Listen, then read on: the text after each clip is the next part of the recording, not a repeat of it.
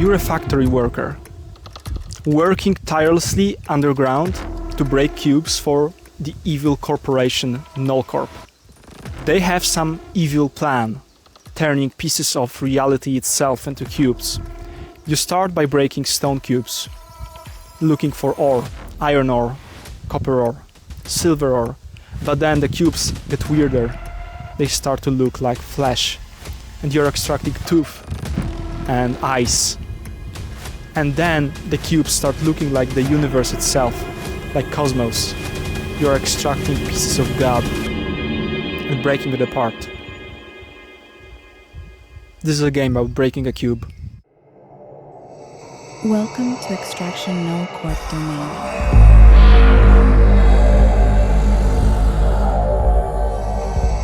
Please gather your processing utensils.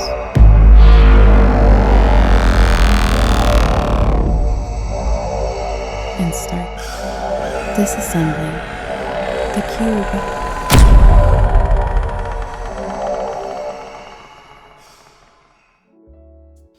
I'm in the countryside right now. For the last week, I've been doing a game about breaking a cube. And I think this will be another viral success. This is my journey. This is the beginning of something great.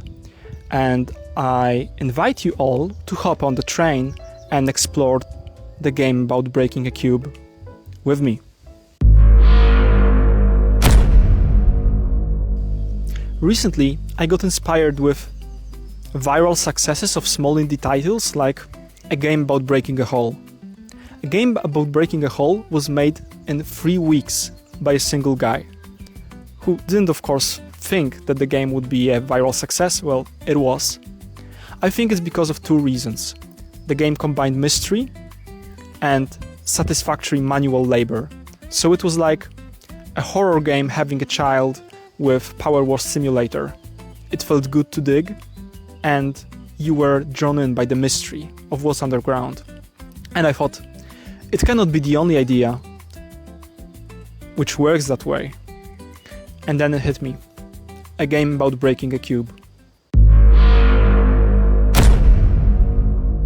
We all love breaking stuff in Minecraft, looking for ore, looking for the valuables inside, exploring the caves. But the digging is so samey, it doesn't have the Power Wash super good feeling to it. But what if it had? I was playing with Unreal's Chaos Solver. It allows you to basically take any mesh and break it into pieces and then simulate the physics of those pieces. And I thought, hey, this is a really great idea to basically give a player a hammer and a chisel and let them chisel away at a big piece of stone, and maybe something is inside and it breaks in the satisfaction-inducing way. And yeah, that's how game about breaking the cube was born. From the start, I knew that what needs to be my guide is game feel. The game needs to feel good to play. You need to feel good when swinging your hammer, you need to feel good when breaking the cube. So I started from the base, created a small field of tension which breaks the cube whenever you click, and instead of making the fracturing better, I started to work on that game feel. I made the animation, both idle and a hit animation, because I wanted to feel my fantasy. I also added camera bob, and now the movement feels really fluid. You are walking around the cube, feels fluid, you're hitting the cube, feels fluid, but of course the cube breaking itself was still really bad. So it was my next step. I made the cube fracture in a uniform way. In Unreal there are multiple ways to fracture a cube, and I found out that for stone specifically, the uniform way looks really good. So I basically fracture it in 2000 pieces of the same size, and it looks quite organic. Of course, I will need some variation, so I also experimented with other types. I, for example, created this cluster fractured cube I called Plaster, because it breaks like a fragile plaster. At first nothing happens, but then you hit the right spot and bam, it all collapses into pieces, feels really good. But then I thought, okay, time for some big boy stuff. Wanted to fix the collision the debris had on the player. Currently, if I hit the cube and the debris was falling on my head, it would collide with the player and triggers some really weird animations, really weird like camera movement, and sometimes I could even get trapped in the cube I collapsed. And I was like, oh my god, I need to change the collision on that, but if I change the collision on the whole cube, then I can walk through the cube. I only want to avoid the debris. So I went to the net, and on the forum I found that people have this problem since 4 years with Chaos Solver, couldn't find a solution, and I was like, oh shit, I'm cooked. Too many times in my developer careers, I've been stumbling on forums just to find that multiple other people have the same issue for like 5 years, no one can solve it. But this time, fortune really smiled upon me, because when I scrolled this forum, I found that someone found an answer after a few years. So I was really lucky, actually, because usually when that happens, I am just like sunken with everybody else. But this time I came so late to the party that the problem was already solved. The debris is called bones. So whenever a bone breaks off the cube, I can just change the collision of it individually, and voila, the player now doesn't collide with the debris. The game is smooth again. Amazing. My cube was fracturing, looking almost good. My animation was ready. So I thought the next logical step for me to do is a laser. The whole idea of the laser was that the player needs some sort of progression. Like in digging a hole, you get a better and better shovel.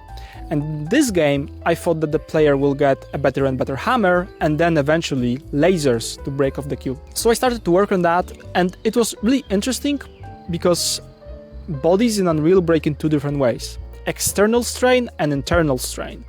So external strain is basically you try to rip the cube apart from outside, and internal strain, the cube rips itself apart from the inside.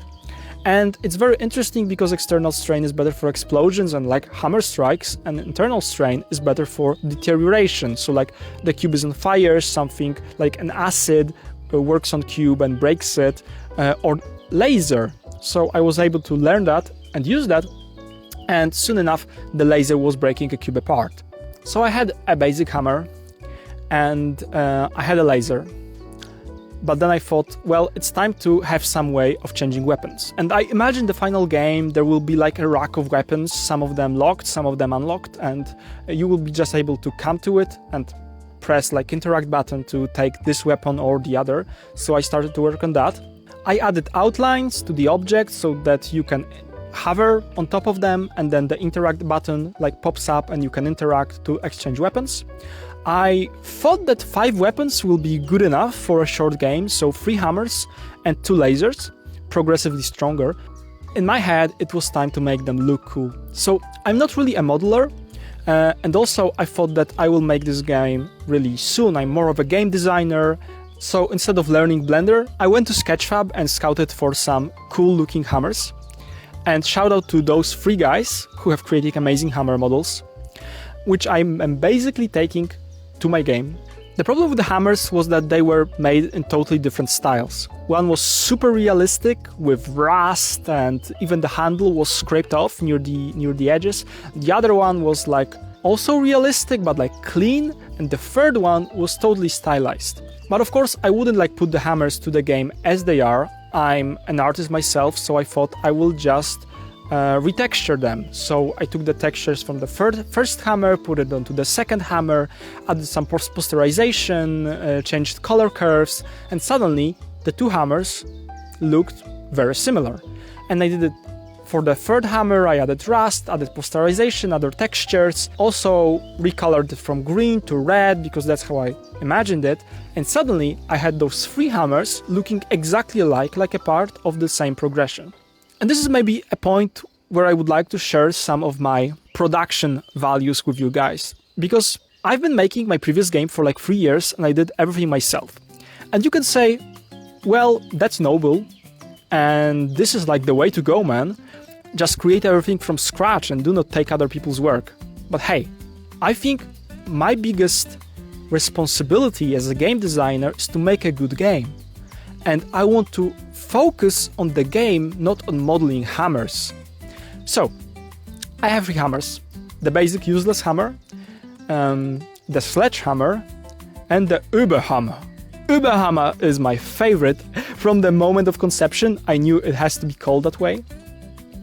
I also added some more visual enhancing stuff, once again, the game feel is my guide. So the hammers would create like those sparks when they hit the stone. So the basic one wouldn't, but the next one would create sparks, and the next one like a lot of sparks. Also, I added this really cool glowing effect on the Überhammer, which would glow more and more as you hit the cube, and would also pulse with the energy. And I thought this really like sells the fantasy of having a better, bigger hammer, right? Not only stats, because it breaks the cube way faster, but also like the feel, like when you earn the Überhammer, I want you to feel good about it. At this point, I had an ability to swap the hammers. I had also this outline, but it looked bad on some vertices, so I changed this outline to that outline. The effect is super small, and the shader is way more complex, but I learned something, I guess. So this actually marked the second day of the development, and I went to sleep. However, I wasn't really feeling like sleeping because all I could think about was cubes, breaking the cubes, and this was the moment I came up with the whole story of the game and the progression. So I thought, hey, there will be some contaminated nodes which basically are very, very bad, and you will need to choose whether to put them to the collection system or to the incinerator. So when you have a good ore and you put it to the collection system, you get money. If you incinerate it, you do not get money, and you do not get upgrades for your weapons or like tools. On the other hand, if you put the contaminated ore to the incinerator, you are saved. If you put the contaminated ore to the collection system, then everything blows up and you lose the day. Using that system, I could create fail states for players, so you will need to distinguish between good types of ore and bad types of ore. And when you are breaking the cube made out of flesh with teeth inside, you are not really sure which one of the two are the teeth, right? Are they contaminated, or maybe they are worth like $500? You have no idea. You need to experiment, use your intuition. It was good and bad at the same time. On one hand, I do not have to work with the vacuuming the debris. I can just put it to sleep, it deteriorates. On the other hand, I really had to figure out how to put stuff inside the cubes. The good news is, I found out a way to cut a hole inside the cube the size of the object. I fractured the cube using like, let's say, uniform fracture, and it's just like a stone cube. Then I put the object inside, I fracture it around the object, I highlight all the objects cut with this new method, and I delete them. And that way, I have just created a cavity inside the fractured mesh, the size of the mesh I want to put inside. The bad news is, the mesh falls right through the floor. Was testing that for a little bit. If I put the mesh on top of the cube, it stays there, but if I put it inside, it falls through it. And then I realized it's the difference between simple collision of the outside of the cube and complex collision of the inside of the cube. And after a few hours of banging my head against the wall, I just created this very little strain field around the object. So when the object spawns, this field spawns around it to damage the cube further around it a little bit, and this wakes up the debris, which starts to collide with the mesh inside, and bam, it stays there. Amazing, I thought. So this works. But now I needed a way to take the objects from the cube. And that meant creating a system which I think every physics-based game has. Like, think about Portal, Half-Life, Skyrim, and Amnesia. In all of them, you can grab items, move them in the air, throw them. So I needed to add it too, to make it possible to like throw the object inside the cube. It wasn't really difficult. There is like a physics grab or like a physics handle. I am in the countryside, I can't remember what's the name of it. And you can just use that to make everything grabbable.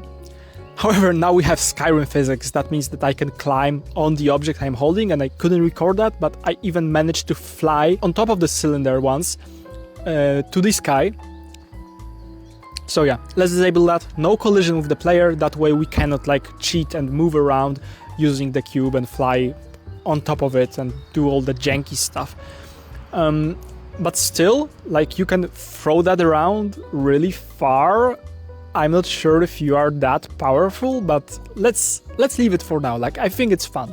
If I give streamers like a big hangar to play with and they will like throw the cubes around, I think this will be very, very fun for them. However, I also found out that you can move the big cube with the small object you are holding, and I thought this can't happen, like the cube has to be stationary. However, I found a simple solution to that, which totally won't bite me in the ass later, and this is by checking the checkbox of one-way interaction. This basically means that whenever the object I am holding is interacting with another object, it is treated as it has no mass. The object doesn't move the cube anymore. Fantastic. Totally won't hurt me later. But now I'm like, oh, but it's a cylinder. I need to like create at least one object for me to like test with so that it looks good. And I found this ore item on Sketchfab again. Of course, it looked wrong, so I again revamped the texture, posterized them to make them more in line with the weapons, and recolored it so that I have 4 different variations: iron, copper, silver, and gold ores. With those objects, I realized that they spin a lot because they have a center of mass in a different spot, so when you move them around, they like go like Beyblades. Don't know how to fix that, so let's just leave it for now. I thought, hey, let's add materials to the cube, because this has been white for this whole time. Let's change that. Let's add some cool stone materials. So scouted for materials, found this material pack, downloaded it, changed the materials inside Affinity to make the texture posterized, to make it more in line with the weapons, and put it on top of the cube. Voila! I tweaked the material a little bit and I added the particle, which was previously white. I made a pink variation, so now it looks really good. And finally, I was able to record this footage. This is probably sped up right now, and this is because I couldn't find the third ore. I found 2, and then I was looking for the third, and it wasn't there. And then I realized it clipped off the map. So it just tunneled through the floor, gone, bam. I found that the valuables were doing this a lot. They were glitching through the walls and popping out of the cube this way or the other, and I couldn't figure out why. So, as every responsible developer, I just said, I will do it later, and started doing some other stuff. This may be a good tangent to say, why am I so bad at Unreal? I am so bad at Unreal because I'm a Unity developer, and I've been developing games in Unity for 5 years. Last 3 years I've been doing Primal Fray, a tactical roguelike when you collect monsters and fight other monsters in this pixel art world, inspired by Pokemon and Darkest Dungeon. It's really a feast for strategy game players and releases on Steam very shortly if you want to check it out. The link is in the video description. However, I am not really experienced with 3D, as you can see. It was at this point that I realized I want to have a cooler looking cube, and that my materials and hammers and stuff have a poly count high enough that the basic cube won't work, it's too sharp. I needed a better cube. It should be like cube-like, but it shouldn't have those sharp edges and sharp corners. So I scouted Sketchfab and I found some really interesting cubes that I will definitely use later. Like this cube made of meat, or this cube with ice everywhere. This is the surreal vibe I'm looking for. You destroying the universe through breaking the cube. Anyway, I found this very simple cube, this one, and I thought this would work as a good base for my cube. But when I downloaded it, it seemed that it was mostly the material doing the work, and the cube was just a beveled cube, which wasn't looking that great. And I was like, why are there no cubes on the internet which are like almost cube-like and would work as a good base for me? And I thought, there is no escaping that.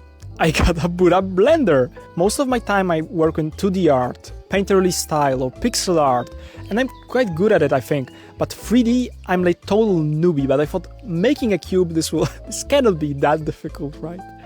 And I will spare you the details, but this was like any other dev journey when they start up Blender for the first time, but instead of making a low poly character, I made a low poly cube. Sculpted it, then I remeshed it, then I did the UVs, they didn't work, so I did the UVs again and again until it looked decent. This is the result. I was super hyped to have my cube in a game, and I was like, yeah, I have my cube in a game, but then I was like, oh, it's a new mesh, so I need to create a new geo collection, so I need to fracture it again, and hide the valuables again, and move the pieces into position again. And I still have no way to do it quickly, but it is what it is. Another day, another fracture, I had another cube, and this time it was my cube, and it was fractured with the valuables inside. Let's see how it looks, and let's dig. And it glitched again. At this point, I knew I had to face the facts. I had to fix the glitching, or the game wouldn't move forward. So I started looking everywhere, checking every collision box both in the valuable mesh and the geo settings, scouting on the internet. One time my cube just flew away. I thought it was pretty hilarious. It was But finally, I managed to find the culprit. It's the freaking one-way interaction. Because this is a one-way interaction, even really small debris were pushing the valuable to like crazy extents, and then it was tunneling through the cube. So I just disabled that, and now the ores just sit in the cube like they should, and I could have just had it working from the start if I haven't checked that. And of course now I can move the cube with this again, but I can just restrain it using code. When you are too far from it, then the tether breaks and the cube lays there. And that's that. I think that breaking of the tether needs to have some sort of sound or other type of visual interaction so that you know that your tether broke. But I think this will come when I will be making sounds to the game very soon. And that little mistake was about all I had time to do during my first week of development of a game about breaking a cube. If you want to follow this project, if you want to know what happens next, if you want to see the level design, the sounds, the collection and incinerator systems, if you want to hear the voice of the Nullcorp speak to you through megaphone, then subscribe. I will make new devlogs about this game whenever I have the time for it. Right now, I will probably spend some time to finish up Primal Fray, make it ready to launch. And once again, if you're interested in strategy, then wishlist it on Steam and play it when it launches. I think it's super fun. It's just after 3 years of doing that, I need a break. And my break is a cube.